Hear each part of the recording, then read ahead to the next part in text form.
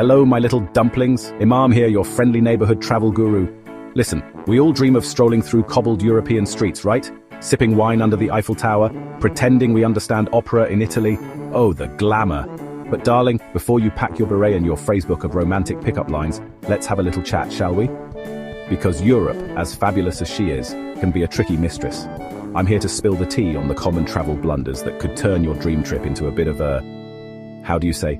Hi, I'm Imam, and today I'm going to walk you through some of the biggest mistakes tourists make when visiting Europe, and how to avoid them. Right, first up, let's talk about the dreaded itinerary overstuff. You know, that thing where you try to cram 6 countries, 17 cities, and 42 landmarks into a week. Darling, Europe may look small on a map, but trust me, it's not a chihuahua. Trying to see it all at once is a recipe for disaster.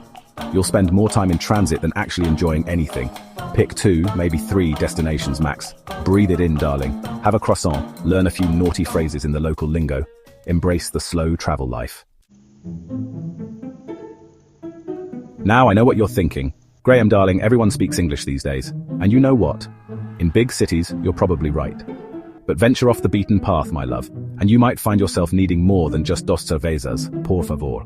Don't worry, I'm not saying you need to become fluent in every language. But a few basic phrases. Hello, thank you. Where is the bathroom? Trust me, a little effort goes a long way. Plus, the locals will appreciate it, and who knows, you might even get a free croissant out of it. Okay, listen closely, my little baguette lovers, because this one's important. In many European countries, simply buying a train ticket isn't enough. You see those little machines on the platforms? The ones that look like they haven't been updated since the invention of the wheel?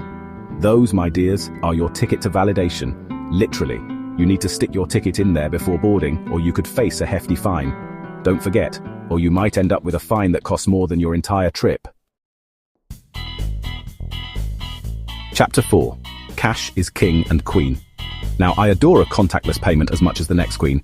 But darling, Europe isn't always as digitally advanced as we might like. Especially in Germany. Bless their lederhosen-clad hearts. They still love their cash. And don't even get me started on those quaint little villages nestled in the Alps. So, here's the tea. Always carry some local currency. You never know when you'll stumble upon a charming little bakery that only accepts euros or, you know, gold bars.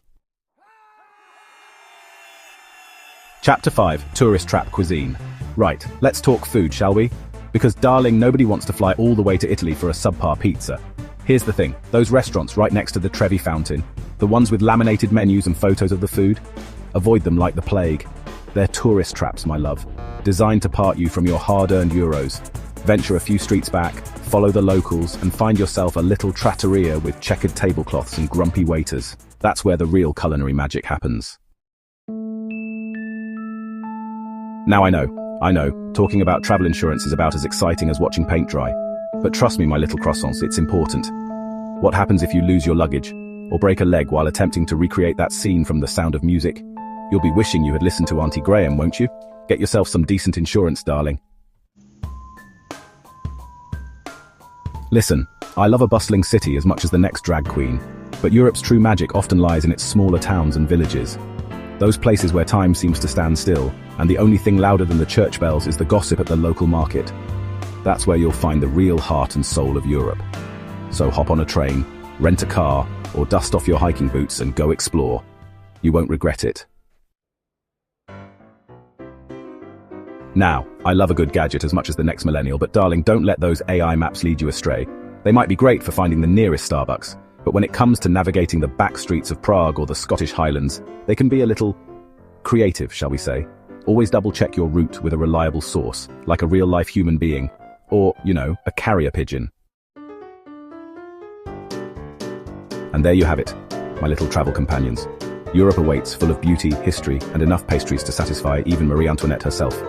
Just remember these tips, and you'll be well on your way to an unforgettable adventure.